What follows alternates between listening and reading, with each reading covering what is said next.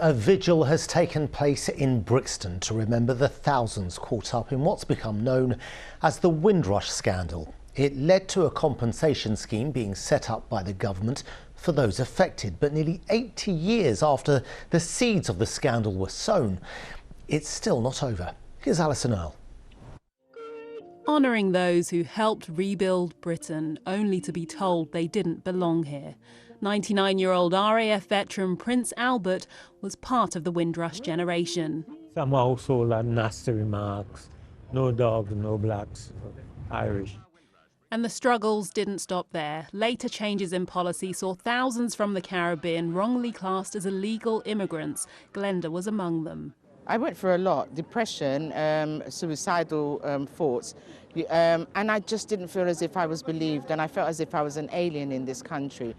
As well as remembering the Windrush generation and their contributions, part of this event is also about offering support, as according to those here, there are many who are still suffering. People still need help with documentation. We've got brewing issue with people born after 1983. Those who have suffered losses requires help with compensation claims. There are many people who require health and well-being support as well, mental health support. Home Office data shows so far more than £100 million has been paid out by the Windrush compensation scheme across more than 3,000 claims, but the government admits it must do more. We need to make sure that we reset the relationship between the Home Office and the Windrush communities to make sure that we put in place those measures that those who do need support, who do deserve compensation, have the confidence to come forward. And campaigners say they'll continue to be there to help those on the long road to justice. Alison Earle, BBC London. A teenager found dead after going swimming in a park lake in south-east London has been named as Isaiah Smith. The 15-year-old was found in Beckenham Place Park on Friday night following a search by emergency services. Police say the boy's death is being treated as unexpected, but it is not believed to be suspicious. The park has reopened, but the lake remains closed until further notice. The huge annual Vaisakhi Nagar Kirtan celebration in Southall, which sees thousands of people on the streets enjoying free food and a carnival atmosphere, was abruptly stopped this afternoon after a fire broke out at a food stall. London Fire Brigade say several people were treated at the scene for injuries. Others have been taken to hospital. Ealing Council have urged people to avoid the area. The government is being urged to allow councils to take control of private homes in London if they've been empty for more than 6 months.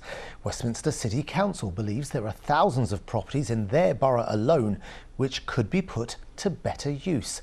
Helen Drew reports. This is Westminster City Council's empty property enforcement officer, and we're joining her as she hunts for homes she suspects have been empty for some time. So what we want to try to do is engage with the owner, encourage them to bring the property back into use. And we've got some obvious signs here that no one's living here. Absolutely, absolutely. Next up, one we can get inside. Because the council owns the freehold, there were squatters and it wasn't safe, so they secured the building. How many people could you move in here? Well, we've got 3 double rooms, so we could easily house 6 persons, a family of requiring a 3-bedroom property. Westminster City Council wants a change in the law to allow local authorities to apply to take control of private sector properties when they've been empty for more than 6 months. They say they're spending £140 million over 2 years on temporary accommodation, while at least 11,000 properties in the borough are empty. There are various ways the council can currently get control of some empty homes, but it's not easy. So we're looking for the government to help reform the empty dwelling management order system and a number of other changes to help local councils and their empty property officers have those productive conversations with landowners to bring properties into use. But there are concerns. The issue is that we haven't been building enough houses for more than 40 years, and that's the issue. And Westminster Council, like many other councils, are just trying to distract from that.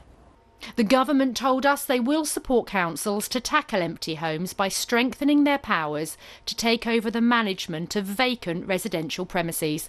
If you had a family living here, surely there'd be carry bags or some leftovers in there. The government says they'll publish more details soon. Meanwhile, Westminster's hunt for empty homes continues. Helen Drew, BBC London.